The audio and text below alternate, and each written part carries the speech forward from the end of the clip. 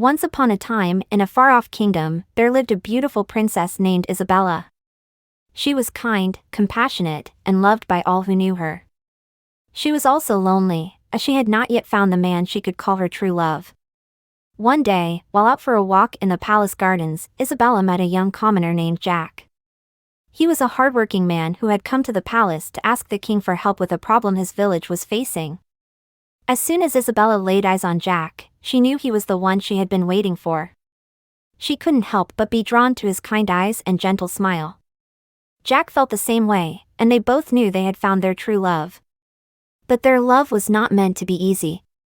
Isabella's father, the king, did not approve of their relationship. He believed that a princess should marry someone of noble birth, not a commoner. He forbade them to see each other and sent Jack away from the palace. Isabella was heartbroken, but she refused to give up on her love for Jack. She knew she had to find a way to be with him. She decided to run away from the palace and go to Jack's village to find him. When she arrived, she found that Jack had been working hard to help his village.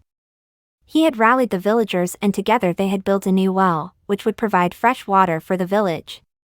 Isabella was impressed by Jack's determination and kindness, and she knew she had made the right decision in choosing him as her true love.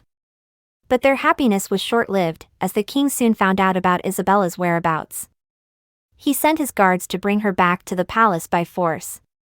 Jack knew he had to do something to save Isabella and their love. He rallied the villagers once again, and together they set out to rescue Isabella from the king's guards.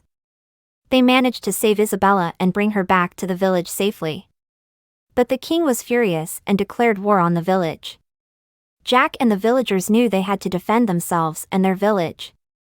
They worked hard to build defenses and prepare for the battle. The day of the battle arrived, and the king's army was fierce and powerful.